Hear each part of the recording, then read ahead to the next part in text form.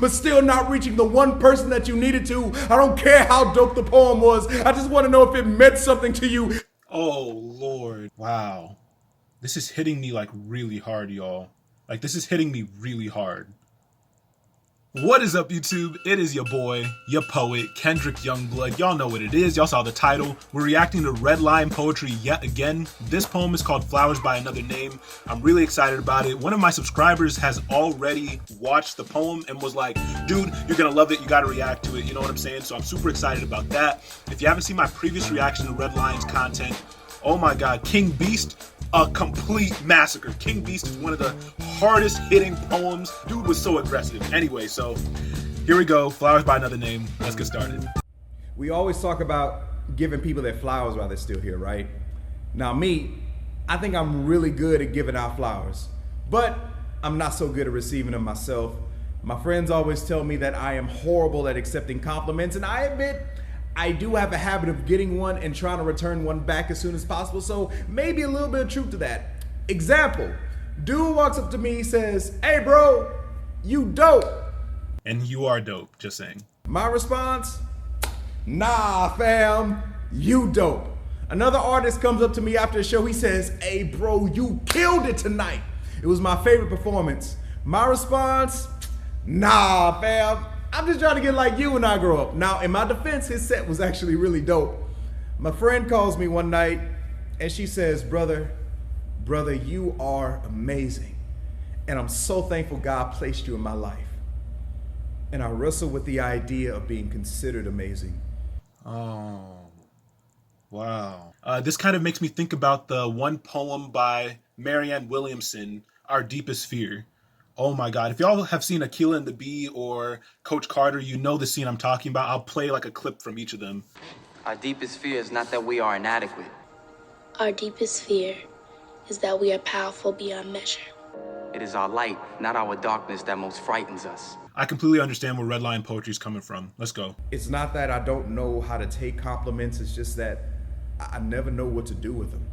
For someone to lavish an affirmation upon another is for them to bestow a high value on the person without their consent. Compliments, they always seem too heavy to hold on to. And honestly... Okay, sorry. I didn't mean to pause it again so soon, but that hit. Yo, that hit. Okay, so he said giving a compliment is like placing affirmation on somebody without their consent. That is what it is. Like, that's pretty much the definition, right? But I can see why that would be a bit unsettling for somebody who hasn't come to terms with, you know, their own greatness. You know what I'm saying? For someone to lavish an affirmation upon another is for them to bestow a high value on the person without their consent. Compliments, they always seem too heavy to hold on to. And honestly, most of the time, I don't feel strong enough to carry the weight. One day, a woman comes up to me after a performance, and she is in tears, and she begins telling me about her son, how he's going down a path that will one day kill him. And she told me that she's gonna let him listen to one of the poems that I performed because she believed that it could bring him back from the brink. Ooh, that's a lot of pressure for a poet to hear that. You know what I'm saying? Oh man. Oh, okay. Don't know how to handle that. Because what if it fails?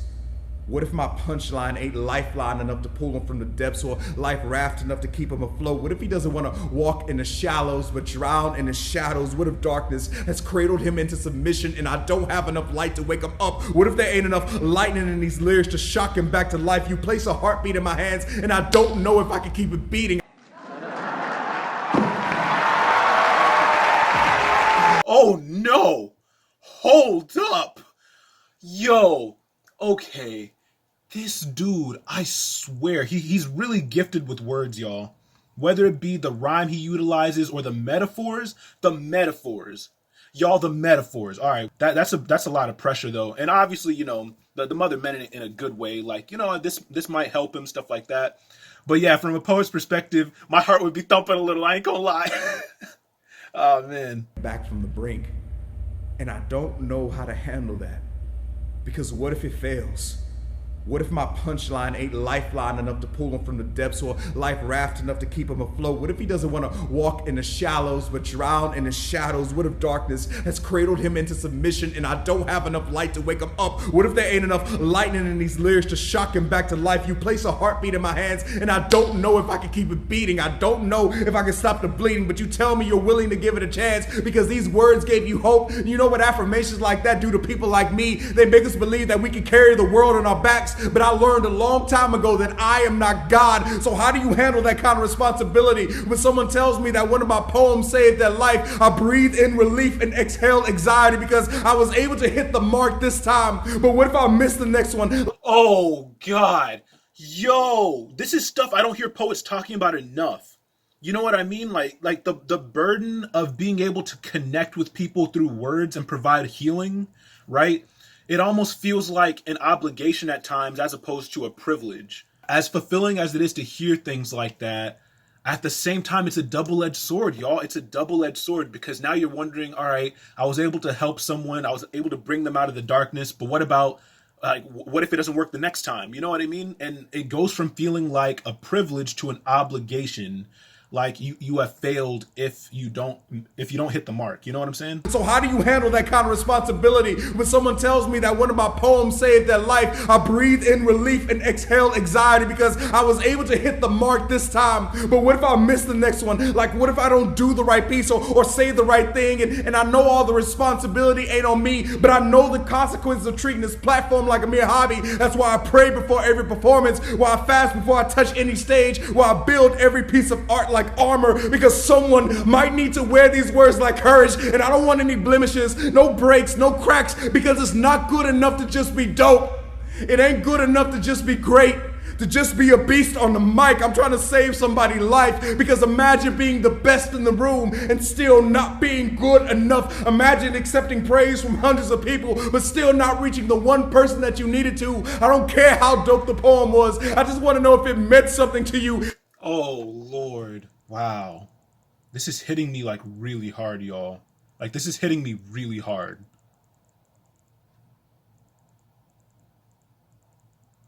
Okay, let's keep going. Is it helping you? Because some people come just to be entertained, and yo, that's fine. It's okay, I get it, and there's a place for it. But there are those who come because they are falling, and they need to be caught before the ground becomes their bed, before the dirt tucks them in, and the soil rocks them to sleep. See, I know what it's like to be one word away from the burial, but I also know what it's like to be one word away from the revival. I know the difference between a graveyard and a garden, so I'm sorry. No, I don't know how to take compliments very well, because I don't know how well I can keep living up to them. And the truth is, I'm afraid to let you down. But that's the same reason why I respect them so much. It's why I never take them for granted. It's why I hold them so closely, no matter if I hear it from 5 or 5,000. I'll roar as if the whole world is standing at attention, because even though I know I can't reach everyone, I can at least reach one. I can at least reach one. Oh man. And I love how he flipped a statement he made previously of like, what if I connect with everyone but the one person who needs it the most, right? So that was the stance he took earlier in the poem, but then this time he's saying, even if I can't reach everyone, if I can at least reach one, you know? It's almost like as he was writing this poem, he was growing, and you can see that in his performance. That's really fascinating. Poets don't talk about this enough. Poets do not talk about this enough. I don't talk about this enough, so I'm not even pointing fingers. I do not talk about this enough. Wow. Someone asked me once, hey, what are you creating today? I say, something that's gonna save the world, or at least something that's gonna save somebody's life. Because if I've helped save one life, then I've helped save one world, and aren't we all our own little worlds? And every conversation can either be collaboration or conflict. Every word can either build up or break down. Everyone is an atmosphere, and you can be a rainy day or a sunny one. You can be the weeping night or the joyful morning. Just look at how words from different worlds made me believe that, like Maya, I too could be a rainbow in somebody else's cloud. Oh, wow. And the thing to do, it seems to me, is to prepare yourself so that you can be a rainbow in somebody else's cloud. That was really sweet, y'all. I too could be a rainbow in somebody else's cloud. I like that. I'm gonna start saying that, y'all. So I can't promise that I'll be able to save everyone with these words, but I will use your affirmations as ammunition, make hope a hand grenade, and I'll go to war in the name of life for as long as God keeps me in the fight. Oh man. Yo, I needed this. I needed this really bad, y'all, because honestly, a lot of times compliments can feel like burdens, and that's not how they're intended, obviously. But instead of taking them on as burdens, let that weaponize you in your efforts, like in the fight for, healing others and, bringing justice and things like that.